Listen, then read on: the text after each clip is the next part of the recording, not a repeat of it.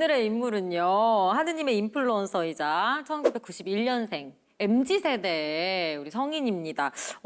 이런 표현 해도 될지 모르겠는데 좀 따끈따끈한 성인이세요. 왜냐하면 불과 2주 전에 9월 7일에 시성식이 이루어졌으니까요. 이분이 바로 카를로 아쿠티스라는 성인입니다. 아마 처음 들어보시는 분들도 우리 시청자 여러분 중에는 계실 것 같아요. 그래서 저희가 오늘 인물에 대해서 탐구해 보려고 합니다. 91년생이 MZ세대의 첫 성인이 하느님의 인플루언서라고 불리는, 왜 이런 별명을 갖게 됐냐.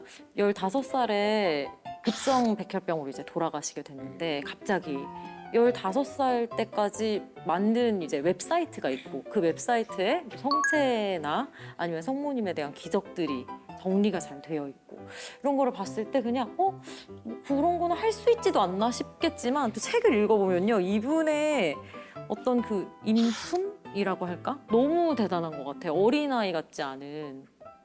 어떤가요, 아쿠티스? 어떻게 보셨어요? 저는 그 12세 때부터 그 아쿠티스가 다니는 성당에 동료들을 위한 교리 교사를 아쿠티스가 했다는 거를 저는 굉장히 인상적으로 들었고요. 그리고 10세, 10대라는 거는 사탕, 장난감 이런 거를 즉시 좋아하게 되는 그런 나이인데 그때 이미 영성체라든지 성체성사라든지 이런 거는 눈에 보이는 것들은 아닌 거잖아요. 그러니까 그 어린 나이에 이미 눈에 보이지 않는 것에 대한 가치를 안다는 거는 하느님의 특별한 손길과 사랑이 있지 않으면 어려운 것 같고, 그래서 비록 아쿠티스가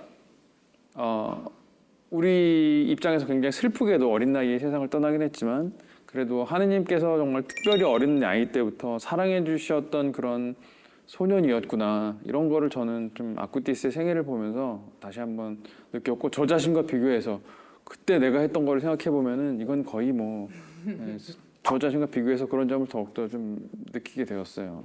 근데 이런 아쿠티스가 이탈리아에는 어떻게 알려지게 되고 또 어떻게 시성을 하게 됐는지도 궁금해요. 일단 그 성인이라고 하면 사실 그냥 나중에 돌아보니 이 사람의 삶이 성인 것 같았더라 해서 되는 게 아니에요.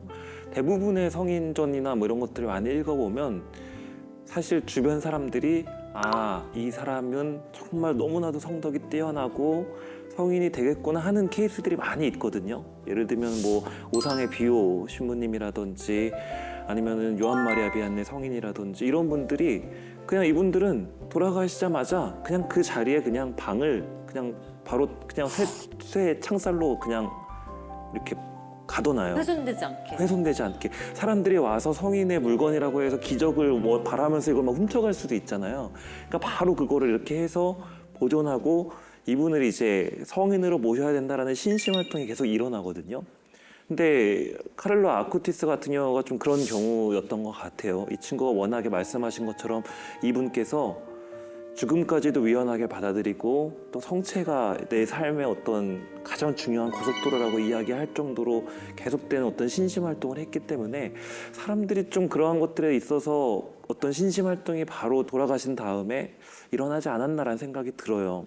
전 간단하게 생각했는데 여기 나오면 되게 빨리 떼잖아요. 막 중학교 때 막 평소 사람보다 빨리 하는 걸 느끼고, 어떻게 보면 이 성인이 됐다는 것은 그냥 인간의 한 종류가 아니라 이제 신께서 내려주신 거라면 그걸 먼저 한 거죠. 그래서 시기도 지금 웹사이트를 만들었으면 도움이 안 됐겠죠. 그러니까 지금 알고 있는 것들 무언가를 그때 먼저 할 수 있는 기회를 받았고, 그것을 15년이라는 이제 인간의 기준이 아니라 평생으로 따지면 70년, 80년의 기적을 압축하게 살아왔다는 생각도 들었어요. 그걸 이제 딱 인간으로서의 관점으로 보는 게 아니라 성인으로서의 관점으로 보면 그렇게도 확장할 수 있지 않을까, 그런 감동을 받았습니다. 저는 이것도 너무 신기했어요. 이 성인이 2006년에 10월 달에 돌아가셨는데 10월 12일 오전에 돌아가셨거든요. 근데 이분이 또 사랑했던 또 파티마 성모님의 발현 전날 이렇게 돌아가신 걸 보면서 또 성모님이 이렇게 품에 안아서 데리고 가셨구나라는 것도 저는 개인적으로는 되게 인상 깊었어요. 성인 품에 오르신 지 이제 2주 된 건데 이분이 성인이 된 이유가 있겠죠? 있죠. 그 가톨릭 교회에서는 성인이라 하면 하느님의 특별한 사랑을 받는 분이라는 의미인데 이건 이제 어떤 굉장히 폭넓은 하나의 이야기이고 성인이 되려면은 여러 가지 중요한 것들이 필요한데 우선은 이제 신앙심이 있어야 될 거고요. 선행, 성덕, 그리고 다른 하나는 기적이 있어야 됩니다. 근데 기적이라는 건 진짜 초자연적인 기적인데 그걸 왜 거기다 넣나? 그러니까 이거는 기적이라는 거는 어떤 하느님께서 이 사람과 특별한 방식으로 함께 한다는 표징이거든요. 그러니까 특별한 방식으로 함께하는 분이니까 성인이기도 한 것이고요. 그래서 이제 거기에 기적이라는 것이 들어가는 것이고 이렇게 어떤 신앙이라든지 성덕이라든지 기적 여기에 더해서 교회 심사 이게 있으면 이제 그때부터 본격적으로 성인의 심사에 들어가는데 먼저 가경자라는 것으로 선포를 하고 공경받아 마땅하다. 그다음에 복자 이거는 복을 받은 분이라는 뜻이고 그리고 마지막에 이제 시성식을 통해서 성인이 됩니다. 그래서 이게 이제 교회가 성인을 하나의 선포하는 절차이고 카를로 아쿠티스 성인께서는 어린 나이임에도 불구하고 이 굉장히 중요한 세 가지의 절차를 다 통과하신 그런 밀레니엄 세대 MZ 성인이시죠. 기적 심사도 되게 어렵지만 저는 이분이 91년생이면 사실 저보다 더 어린 성인이거든요. 근데 그런가요? 이분의 이제 성덕이나 선행이 어느 정도였길래 91년생인데 이렇게 성인이 되셨을지 궁금합니다. 여기 일화가 나와 있는 거 보면은 뭐 평소에 완전히 몸에 어떤 타인에 대한 연민이랑 자비가 완전히 가득 차서 그냥 길에서 노숙하시는 분께 어린 나이인데도 자기 용돈으로 이렇게 드리는 게 아무렇지 않고 자기를 놀리거나 괴롭히는 친구들한테도 항상 한결같은 어떤 이해를 보여주고 그리고 매일 미사를 가고 성체 조배를 하고 어린 나이에 그 성서에 대한 이해가 마치 몸에 익은 것처럼 자연스럽게 되어 있고 또 타인들에게 그걸 잘 전달하는 걸로 봐서 약간 이 성인에 대해서는 좀 놀라운 점이 있는 것 같아요. 아쿠티스가 7살에 천년 성체를 하고 매일 미사를 드리고 매일 영성체를 모시고 묵주기도를 하고 성체조배를 틈날 때마다 하고 이랬다고 그래요. 저는 사실 되게 궁금했던 게 뭐냐면 도대체 담당 신부님이 누구였을까? 어떻게 교리를 가르쳤을까? 그리고 부모님이 또 열심한 신자는 또 아니셨다가 아쿠티스로 인해서 이렇게 어머니가 그러셨던 걸 보면 물론 할머니의 어떤 여러 가지 이제 가족들이 분위기는 형성이 돼 있었지만 그런 걸 보면서 가정 교육을 어떻게 하면 그리고 본당에서 어떤 교리 교육을 받으면 이렇게나 또 위대한 신심을 가질 수 있을까라는 생각을 전 좀 해봤어요. 근데 그 부분이 결국은 가정 교육이라든지 신앙을 충분히 가질 수 있는 조건에서 신앙을 가지면 그건 기적이라고 할 수가 사실 없는 거죠. 그렇지만 전혀 그럴 것 같지 않은데 어디서 저런 신앙이 나왔을까? 이러면 이제 이거는 출처가 그렇죠. 하나님이 주신 성덕이다 되니까 이제 은총. 네.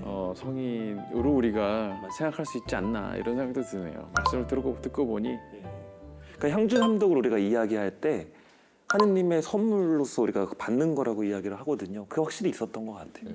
향주 삼덕. 네. 읽다 보면 저도 책을 읽고 이제 하다 보니까 굉장히 이제 한국인으로서 경험하지 못한 여러 가지 것들이 있더라고요.